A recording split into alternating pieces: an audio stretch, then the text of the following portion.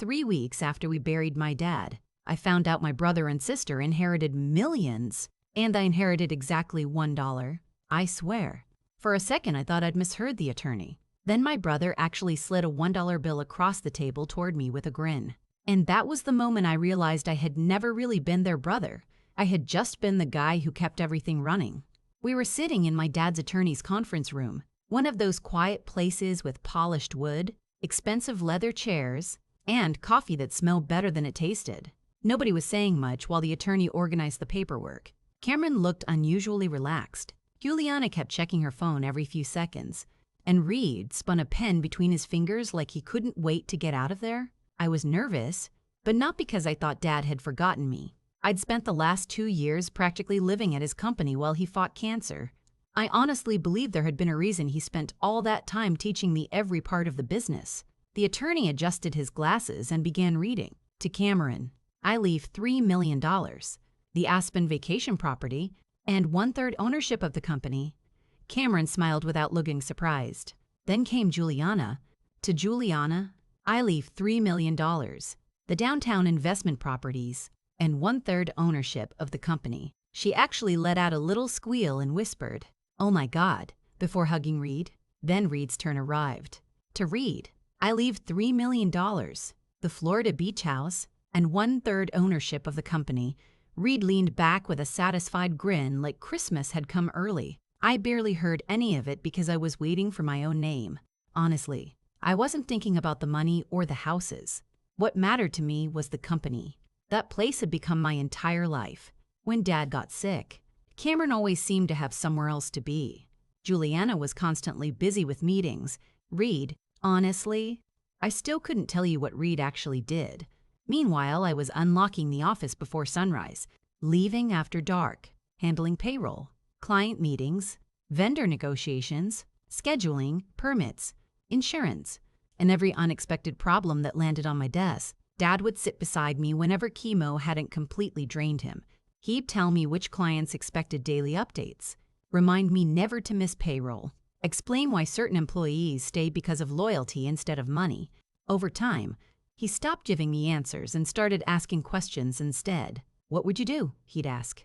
I'd explain my decision, and he'd nod quietly. Before I even realized it, I wasn't helping run the company anymore. I was running it. So when the attorney finally looked down at the last page, I actually smiled. Maybe this was why Dad had trained me. Maybe everyone else was getting assets while I was getting the business itself. The attorney cleared his throat. To Thomas, I leaned forward. I leave $1. My mind went completely blank. I literally froze. "I'm sorry? What?" I asked. The attorney looked back at the document. "You receive $1. I stared at him, waiting for him to flip another page. "There has to be more." He slowly shook his head. "No, that is the complete provision." I turned toward my siblings. None of them looked surprised. Cameron's mouth curled into a tiny smirk. Juliana bit her lip like she was trying not to laugh. Reed reached into his wallet, pulled out a crisp $1 bill, folded it once, and slid it across the table toward me. "Here you go," he said.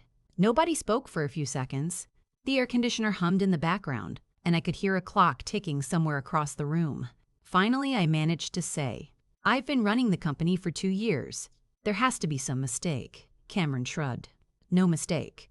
Dad trained you because somebody had to learn operations." He smiled like he was complimenting me. "You were always better at the work than we were." For just a split second, I almost appreciated hearing that.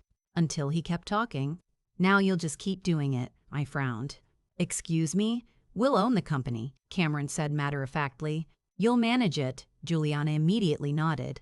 "Honestly, it works out perfectly." She sounded genuinely pleased with herself. "We'll put you on salary." "Salary?" I repeated. Cameron thought for all of 2 seconds. 70 grand. That's fair. I actually laughed. Not because anything was funny, but because my brain couldn't process how insane this conversation had become. 2 years of my life. Missed birthdays, canceled vacations, countless late nights, more vending machine dinners than real meals. I had sacrificed almost everything to keep Dad's company alive while he fought for his own life. And now my own siblings were offering me a job at the company I'd been carrying on my back. "You'll have benefits too," Cameron added. like that somehow made it generous. Then Reed snapped his fingers. Actually, before we talk contracts, he pointed toward the hallway. Be a sport and grab us some coffee. We should celebrate properly. I just stared at him. He wasn't joking. None of them were. That's when everything suddenly became crystal clear. They didn't see me as their brother. They saw me as the help, the dependable guy who handled the hard work while they enjoyed the rewards. I slowly stood up. I'm not your employee, Juliana sighed dramatically. Oh, Tommy, don't make this awkward. You still need a job, and we need someone who already knows how everything works. It's literally the perfect arrangement. I looked at each of them one last time. They wore familiar faces, but they felt like complete strangers. Then I quietly said, "You three have absolutely no idea what you just inherited." For a few seconds, nobody said a word. Cameron looked at me like I'd just thrown a tantrum instead of rejecting the most insulting offer I'd ever heard. Juliana folded her arms and let out this exaggerated sigh, like somehow I was the one making the day difficult. Reed still had that stupid grin on his face, casually leaning back in his chair as if asking me to grab coffee after cutting me out of Dad's will was the most normal thing in the world. I looked at each of them and honestly wondered if we'd grown up in the same house. You guys really don't understand what's happening here, I said quietly. Cameron rolled his eyes. Tommy, it's a construction company, not rocket science. I almost laughed. Almost. Your first payroll is due in 3 days, I replied. The biggest client expects progress reports every single day because that's the agreement I negotiated. The foreman has stayed because he trusts me, not because he knows either of you. Suppliers have been extending credit because they know I'll pay them on time. You didn't inherit a machine that runs itself. Cameron waved his hand dismissively. We'll hire managers. Managers? I nodded slowly. Good luck finding someone who already knows every active project, every contract deadline, every inspection schedule, every supplier relationship, and every employee, Juliana interrupted before I finished. We'll figure it out. Will you? I asked. Because none of you have even been inside the office for more than 20 minutes in the last 2 years. Reed stood up and chuckled. You're trying way too hard to scare us. I shrugged. I'm trying to warn you. Cameron smirked again. Thanks for the advice. He reached into his jacket pocket and pulled out his car keys. We'll take it from here. I nodded once. Then I genuinely wish you good luck. I turned around and walked toward the door. Right before I reached it, I stopped without looking back. 3 months. The room stayed quiet. That's how long you've got before everything starts falling apart. Nobody answered. I walked out of the building carrying nothing except the same wallet I'd walked in with and the $1 Reed had shoved across the table. The funny thing is, I almost threw that dollar into the trash on my way home. Instead, I shoved it into the back pocket of my wallet. Something told me I'd want to remember that moment. The first few days felt strange. My phone stayed unusually quiet. For the first time in years, I woke up without checking emails before getting out of bed. Nobody called asking where an invoice was. Nobody texted me about equipment deliveries. Nobody needed approval for overtime. I made coffee at home instead of grabbing whatever stale pot was sitting in the office kitchen. I actually ate breakfast sitting down. It felt wrong. I had spent so long living around emergencies that peace almost felt uncomfortable. Every now and then, I'd catch myself reaching for my phone to answer problems that were no longer mine. Then I'd remember I didn't work there anymore. About a week later, one of our longtime suppliers called me by accident. Tommy, I haven't gotten payment confirmation yet. You need to call Cameron now, I answered. There was a pause. Oh, right. Another week passed. Then an old client texted me asking why nobody had returned his calls for 4 days. I politely told him I wasn't with the company anymore. He replied with one message. Seriously? I didn't answer. News traveled surprisingly fast after that. Former coworkers started reaching out. Some wanted to know what happened. Others were simply confused. One employee admitted Cameron had walked into the office on his first day as owner asking where payroll software was installed because he couldn't find it. Another said Juliana wanted daily reports printed because she didn't like reading them on a computer. Reed apparently spent most mornings talking about expanding the business before he even understood the projects they already had. I wasn't happy hearing any of it. Contrary to what my siblings probably believed, I wasn't sitting at home hoping they'd fail. That company had been my life. I knew every hallway, every truck, every employee birthday, every client complaint. Watching it slowly unravel felt less like revenge and more like watching someone burn down a house I'd spent years building. Still, I wasn't going back. Then people started leaving. First, it was one project coordinator. Then another office employee accepted a different offer. After that came rumors that 2 experienced supervisors were interviewing elsewhere. None of that surprised me. Good employees don't stay where leadership has no idea what it's doing. About 2 months after the will reading, I ran into Joe, the foreman Dad had trusted for nearly 20 years. We happened to meet outside a hardware store. He smiled when he saw me. Tommy, Joe, we shook hands. There was an awkward silence before he sighed. It's getting rough over there, I nodded. I figured. He looked down at the parking lot for a second before speaking again. Your brother keeps changing schedules after we've already sent crews out. Nobody knows who's approving purchases anymore. Clients are getting frustrated. I listened without interrupting. Joe rubbed the back of his neck. Honestly, I stayed because of your dad. Then I stayed because of you. Another pause. I don't think I'm staying much longer. I wasn't surprised. Dad had warned me about this years ago. Loyalty isn't something you inherit with stock certificates. It's earned one conversation, one promise, one difficult day at a time. We talked for another minute before saying goodbye. I got into my truck feeling heavier than when I'd arrived. Even then, I never called Cameron. I never texted Juliana. I never offered advice. They had made their decision the day they handed me that $1. They wanted ownership without respecting the person who had kept everything alive. About 3 months after the will reading, I had almost stopped thinking about the company altogether. I was finally sleeping through the night again. Then, just after midnight, my phone lit up on my nightstand. I reached over, half asleep, expecting spam. Instead, I saw one name glowing across the screen. Cameron. I stared at it for several seconds while it kept ringing. I honestly considered letting it go to voicemail. Curiosity won. I answered. Hello? Cameron didn't even say hi. Tommy, we need you at the office tomorrow morning. 8 sharp. His voice sounded irritated, almost impatient, like I was late for work instead of sitting in my own house. I frowned. Excuse me? Joe quit today, he said. Half the crew walked out with him. You need to call him and get everybody back. I stayed silent. Cameron kept talking. 3 clients are threatening to cancel contracts. Suppliers suddenly want cash before deliveries. And payroll's due Friday. He actually paused, waiting for me to respond, as though he'd just assigned me tomorrow's workload. I slowly sat upright in bed, looked at the clock glowing beside me, and quietly said, Cameron, I don't work for you.